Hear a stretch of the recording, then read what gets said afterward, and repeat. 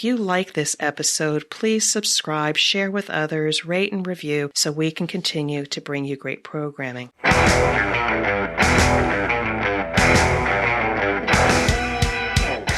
is The Thing About Cars, a podcast for car enthusiasts and the people who love them. Hello, this is The Thing About Cars. I'm Mickey Desai. With me today, I've got Dave Pauly. How are you, Dave? I'm good. I'm trying to channel Misty as well, and so it's really crowded in my head. My sympathies, or my, blessings, I guess. It's like crowded and noisy in here. And Tim, how are you, sir? Doing great, and I guess I'll try to be both myself and channel Ben to handle the tall guy section of the podcast as well. We're in big trouble. And I just happen to have the sock puppet to be Dawn, so we're at full complement. I was going to say, can I be Dawn? Should I be Dawn? I'll do my best to be Dawn. You be Dawn. Here's the sock. I don't think I'm classy enough to be Dawn. See, that's the thing. So you know what? It's hard to argue that one because it's like which one of my friends do I want to piss off more? Dawn's not here, but Dawn knows all. Right. She'll find out in due course. She will. Exactly. So why is Misty in your head, Dave? What's happening? So as we're recording this, Le Mans literally just wrapped up, Tim, a little over 2 hours ago. Yeah, right at 10 o'clock. Yes. Yeah. So let's record at noon. Yeah, with Ferrari beating Toyota in what the news is describing as a race of attrition. Yes, it was. Between let's see what we have. Four Porsches entered. One crashed out while in the lead. That was run by an independent team, Jota. Then there were three other Porsches run by Penske, two of which came from their U.S. stable and one from their European stable. And they all had some manner of technical issues throughout the race. In fact, one of them basically had to be parked for the last half hour of the race and just kind of made a slow lap at the end to be qualified as a running finisher. Our American Cadillacs, and when I'm talking about these cars, these are all in the top prototype hypercar class.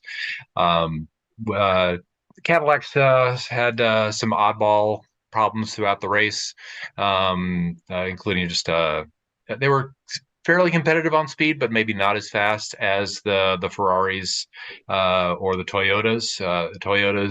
One of them got caught up in a strange wreck in the middle of the night where they were slowing down for a yellow flag section of the course, and the other cars behind him did not recognize that there was a slowdown section and plowed into the back of him, knocking him out of the race.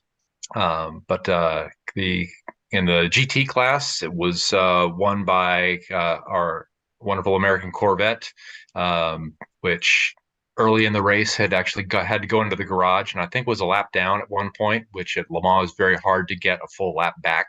But they managed to, by not having any other mess ups, managed to get through and get back to the lead. The race had two rain periods, which caught out several cars because it started raining at one end of this, I believe 7.3 mile circuit. And we can correct that in post if I'm wrong with that. But it was totally dry in some parts of the track and a total deluge in other parts. And we had notably American IndyCar driver, well, I should say New Zealand IndyCar driver Scott Dixon, who's generally a very cautious and conservative driver, went spinning off in his Cadillac. But overall it was a great race. And then the LMP2 category, was won by kind of an underdog, a team called Inter Europol, which is a first Polish team to have ever won a class at Le Mans. So it was a good variety of action going on throughout the race. So you said a strange accident. Toyota was involved in a strange accident overnight. Yes. You may have dropped out for a second there, Mickey. It was slowing down for a caution flag section of the track where the cars, when they have what they call a slowdown section for that, 1/4 or 1/5 of the course, they have to slow down to, I believe, 80 kilometers an hour for it's like a mini safety car period without actually having a safety car governing their speed. They have to basically go down to what I believe it's the speed limiter, same type that they use when they're going into the pits. But they slowed down, the cars behind him, or the Toyota slowed down, and the car behind him didn't slow down and punted him off into the barriers and wrecked the car. So that, he was doing all the right things and got caught up in someone else's lack of awareness moment. Yeah. Just as long as he wasn't texting while driving, I guess. Exactly. Yeah. Right. That's it. Who knows? It could be the car behind him was texting while driving and didn't notice the slowdown section. Those Le Mans drivers. I think the real question, though, is how did Phil the Bollard come through the race? That is the question. I believe he was unscathed, but there was plenty of tire walls and belting that were quite deranged by many accidents. So, Tim, did you stay up and watch it? Did you stay up and watch the whole thing? No. I'm past the age where I believe that's a prudent thing to do. Although I did actually attend Le Mans in person back in '97. It was the first year that the Paynos team had run it 24 hours of Le Mans, and I had one of friends of mine was a Paynos employee at the time, and so I went over there to be all part of the hubbub, and went with one of my other good friends and also one of my cousins from the Netherlands. And I think we stayed up for maybe all but maybe 3 hours in the wee hours of the morning. Slept on the hill at Arnage, which is one of the slower turns of the track. As much as you can sleep with 55 cars with unmuffled engines going by. I was going to say, is that even possible? Right. It's there's a certain point where, at least for me, the amount of tiredness takes over the what's coming in through the auditory input, and I can shut down. Right. But, but I mean, there's others who have tried to watch the entire 24 hours sitting at home, which with either a lot of coffee or a lot of alcoholic beverages. There have been drinking games come up, sort of like a drinker's bingo. Whenever full car safety period, take a drink. Yep. Whenever a particular driver says a certain catchphrase, take a drink. You know what? So we need to actually come up with a thing about cars drinking game. Now that's interesting. Misty hijacks the show and goes on for a 5-minute tirade. Take a drink. Ben has some expertise on some obscure piece of knowledge, like oil pan gaskets. Take a drink. Right. Can we get away with that though? Can we tell it's our easier audience? with the Misty part because she's about 1,000 miles away from the rest, or I should say 3,000 miles away from the rest of us. Yes. Yeah. Now, on the other hand, at some point we are going to be in the same room with Misty. Yes. And because she's only like 2.5 feet tall, I expect to get punched right in the nuts. Yes, you have to remember that she has that talent for remembering everything that's ever been wrong. Yes. I think I'm going to stick my foot right in my mouth. I should just stop right there. Right. Discretion, the better part of valor. Yeah. Right. So, Misty, when you're listening to the show, please note Mickey walked right up to the edge and chickened out. Yeah. And just the mention of Misty made him walk back away. It's true. It's like, throw up my hands. I'm like, yep, okay, that's it. And before the show even started, we were debating whether or not we could even talk about racing and Le Mans without Misty present. Yes. There may be a zoning restriction preventing that. Right. Well, she normally I think would be very happy because she is a Ferrari fan at heart. Yes. And they did win the race. So I thought she was a Mazda fan at heart. Well, she's a Mazda driver, but as far as professional racing goes, I believe she has She's Team Ferrari. Team Ferrari. Yes. She's a tifosi. Yes. That's funny. Does Mazda even make a hypercar?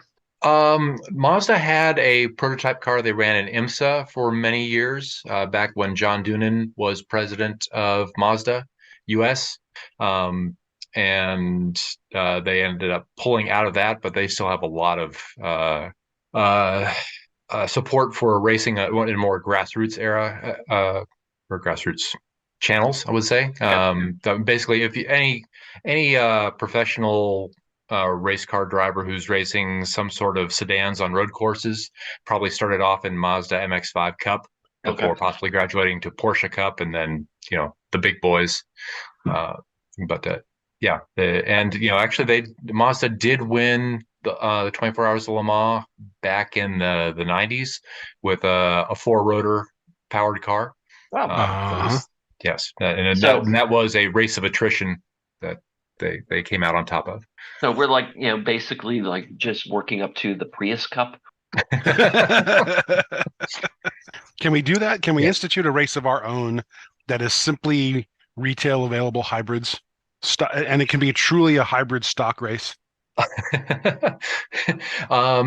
Yes, you could. I don't know who would watch. But... I don't know. Yeah. James May would watch. Well, yes. The thing about Cars Rally. Yes. Yeah. Which hybrid can get closest from Atlanta to Savannah? Right. Yeah. Now, nobody made it past Macon. When it comes to the world of, racing for high gas mileage, there are, drivers who are known as hypermilers who get, the 50 to 100 miles per gallon in their vehicles, and they actually stage rallies. And now how they go about the exact method of determining exactly how much fuel their car used over the course of the rally, I'm not exactly sure, because, when you fill a car up at the, depending on which pump you use, you're always going to get a different, amount where it clicks off to say that it thinks that the tank is full. Yep. So being married to a hypermiler, I think first off, thank God he doesn't know about this rally. But one element of it is who can make it the farthest. Considering this basic of hypermiling is how far can I go on electric, which means I'm driving at 15 miles an hour. I think the real win is how few shots people take at you when you're driving at 15 miles an hour through downtown Atlanta. Yes, that's a or on the highway at 55 miles an hour when everyone else is blazing by at 75. Yes, the interstate is not a place for hypermiling. Step on the accelerator. Which that actually is kind of one thing about hypermilers. They tend to not drive above like 45 miles an hour because aerodynamic drag starts taking a toll. Mm-hmm.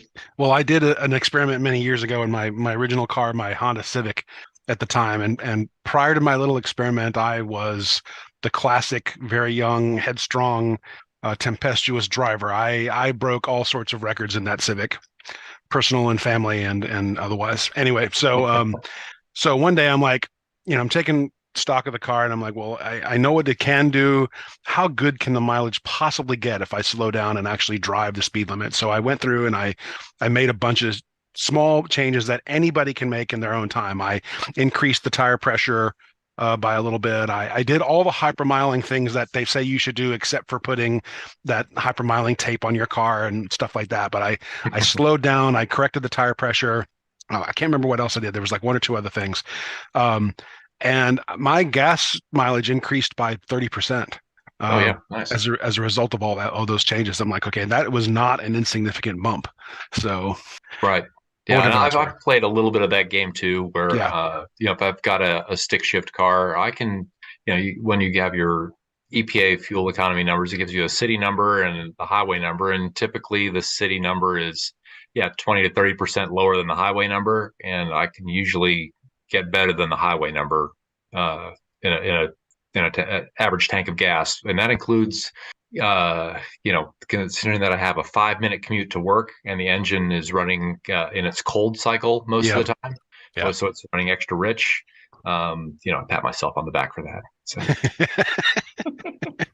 So this Honda that I'm driving, this POS Honda that I've got is getting really crappy mileage these days. It's getting 20 miles to the gallon, which is killing me. It's a Honda. It shouldn't get below 25, right? Right. And so I figured it out that By far and away, most of the driving I do right now is not city driving. I mean, it is city driving. It's not highway driving. So city driving with the air conditioning on equals 20 miles to the gallon. But I drove to Macon last week, 2 days in a row, and that emptied about a tank of gas. And the trip to Macon with air conditioning running was getting something like 26, 27 miles to the gallon.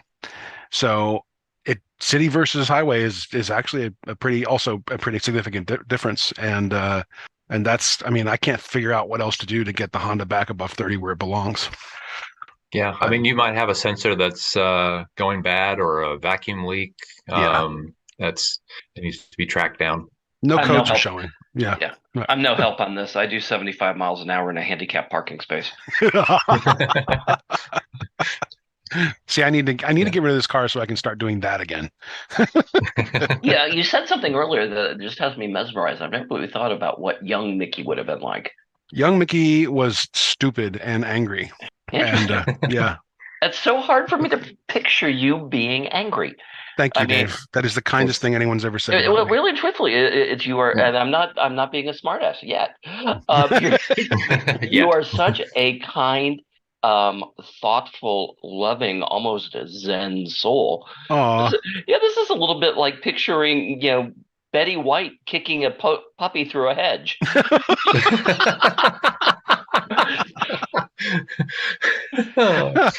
Also something I would hope to never do, but yes. Are you like saying Stephen Wright says he has a picture of Norman Rockwell beating a kid? Yeah,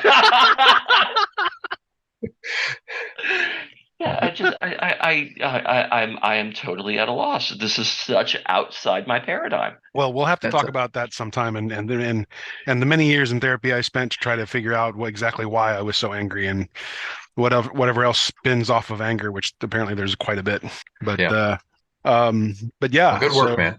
Thank you, man. I really appreciate that. I got compared to Betty White today. That has made my day. We should all be so lucky. Especially when you wear that Sue Ann Nivens apron. Well, hey, it gets the job done. See, now wait, what kind of apron? Sue Ann Nivens. Sue Ann Nivens was Betty White's character on the Mary Tyler Moore Show. Oh yeah, it is. Yeah. She was the happy homemaker. Yeah. Right. Now I'm gonna get one. And I'll wear it when I'm cooking, and my wife will be like, "What the hell is that?" She may not even notice. Yeah, wear it backless. With a pair of chaps down below. Don't give me any ideas. Oh, now I broke Dave's passion sense. Dave is having a seizure now. I see. My God, I'm straight. Tim, you just did what my mother worked 25 years to achieve. Thank you very much. And I'm sorry. It's Pride Month. We're not allowed to do this. Right. Fortunately, I come with a reset button. Oh, good. We're going to ask where that is. Yeah. Not exactly a family show, but we're not going there. So we've come all the way from channeling Misty, Le Mans, to hybrids, to road races, to Betty White, and chaps. And chaps. Yes. What's next? Yeah. Unless you got a trivia question, I say we wrap it here. God only knows where we would go next. I've got a quick, easy trivia question. Okay. Nissan's Datsun 240Z, the original Z car, came to North America beginning in the 1970 model year. And what was the same car called in Japan under the Nissan moniker? Oh. Yes. So was it A, the Daytona Z type, B, the Fairlady Z, C, the Kurama Z, or the Bluebird Z? Man. Okay, what are my choices again? The Daytona, yep, Fairlady, Kuruma, or Bluebird? Dave, you guess first. You know what? I'm gonna go with Kuruma. Kuruma. Why are you saying Kuruma, Dave? Because I don't know what the word means. For all I know, he just said, it was the Nissan granola. See, if anyone from Nissan is hearing this, please put out a car called a granola. Right. That's a. It could be a Subaru competitor. That's what it could be. Could be it. Yeah, I'm gonna go with Kuruma. Okay.